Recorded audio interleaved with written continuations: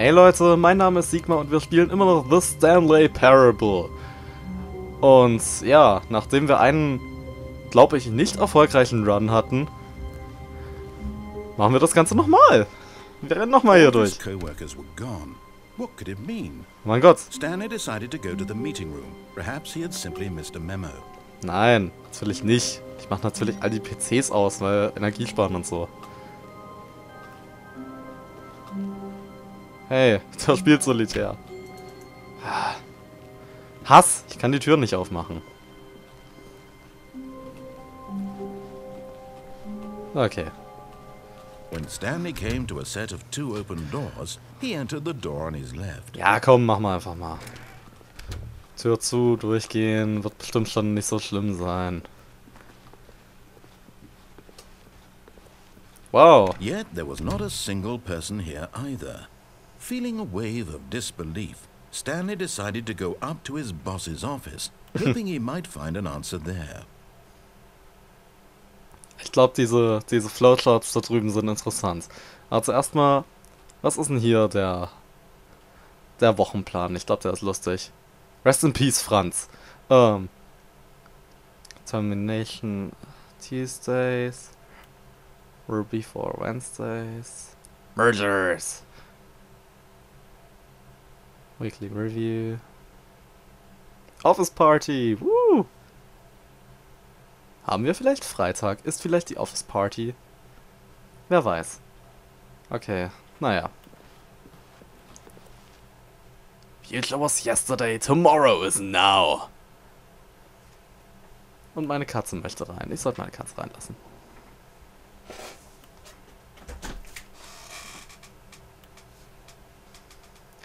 Hallo Roxy. Ja, ganz recht. Ich habe gerade wirklich in einem Let's Play meine Katze reingelassen. Okay. Solving interpersonal conflicts.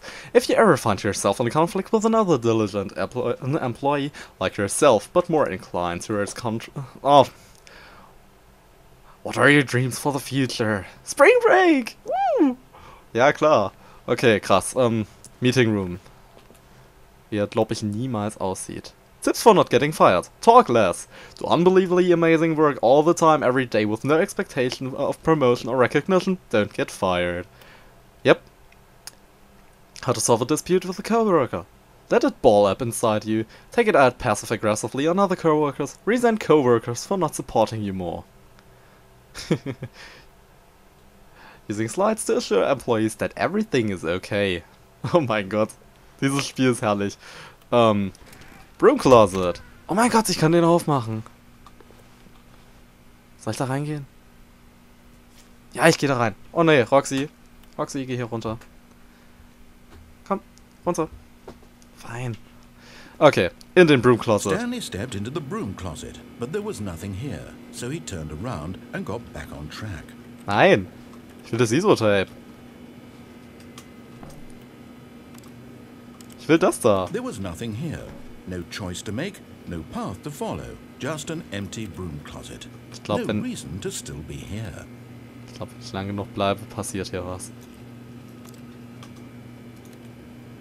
It was baffling that Stanley was still just sitting in the broom closet. He wasn't even doing anything. So, jetzt sitze ich. At least if there was something to interact with, he'd be justified in some way. Okay. As it is, he's literally just standing there doing sweet FA. Was ist FA? Coming to a staircase, Stanley walked upstairs to his boss's office. Das schreit jetzt geradezu danach, dass ich unten lang gehe. Ah. In den Keller. Treppensimulator haben wir schon gespielt. Okay. Kaum gruselig. But Stanley just Oh, couldn't Roxy. do it. He Ow. considered the possibility of facing his boss. Admitting he had left his post during work hours, he might be fired for that. And in such a competitive economy, why had he taken that risk? All because he believed everyone had vanished? His boss would think he was crazy. And then something occurred to Stanley. Maybe, he thought to himself, maybe I am crazy. All of my co-workers blinking mysteriously out of existence in a single moment for no reason at all? None of it made any logical sense. And as Stanley pondered this, he began to make other strange observations. For example, why couldn't he see his feet when he looked down? Why did doors close automatically behind him wherever he went? Ja, das frage ich mich auch. And for that matter, these rooms were starting to look pretty familiar. Were they simply repeating? No, Stanley said to himself, this is all too strange. This can't be real.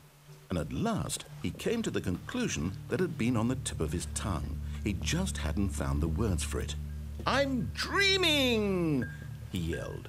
This is all a dream. This is all a dream. Oh, what a relief Stanley felt to have finally found an answer, an explanation. His co-workers weren't actually gone. He wasn't going to lose his job. He wasn't crazy after all. And he thought to himself, I suppose I'll wake up soon. Oh, man. I'll have to go back to my boring real-life job pushing buttons. I may as well enjoy this while I'm still lucid. So, he imagined himself flying and began to gently float above the ground. Whoa. Then he imagined himself soaring through space on a magical starfield, and it too appeared. It was so much fun, and Stanley marveled that he had still not woken up.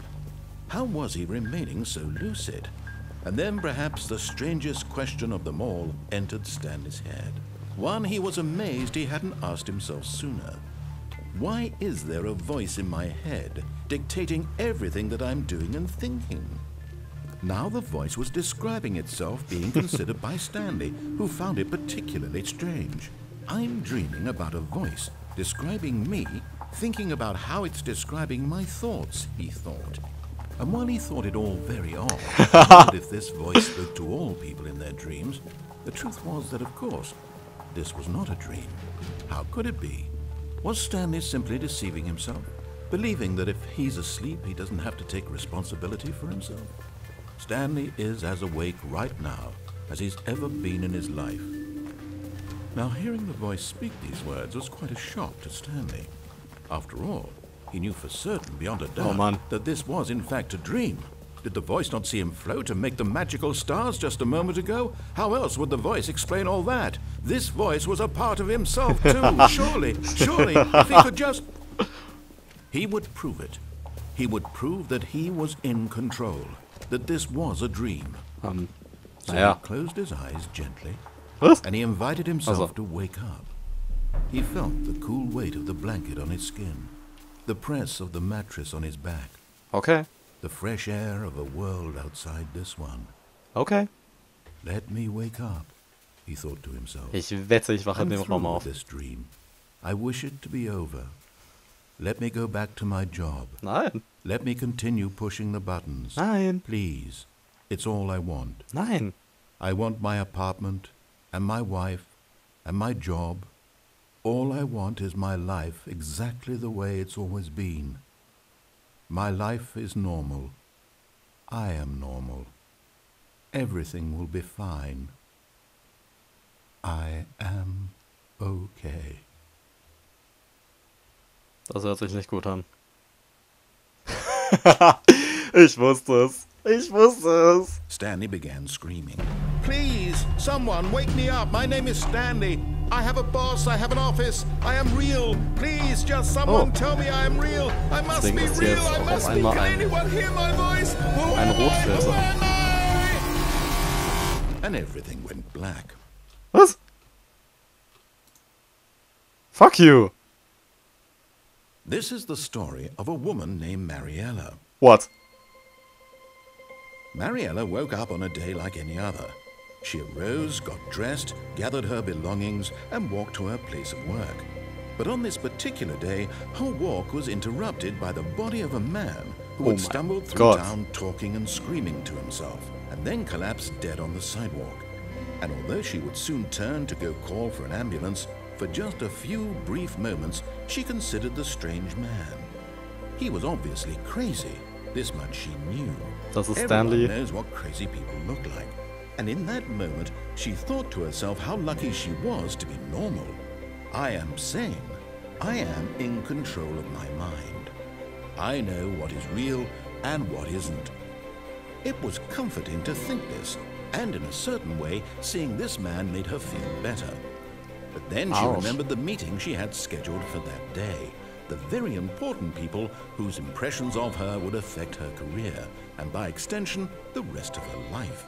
She had no time for this, so it was only a moment that she stood there, staring down at the body. And then she turned and ran.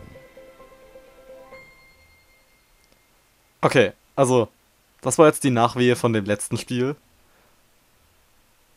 Dass mir das Spiel praktisch gesagt hat, haha, go fuck yourself, du stirbst. Das finde ich jetzt schon irgendwie lustig. Also, auf makabere Weise lustig.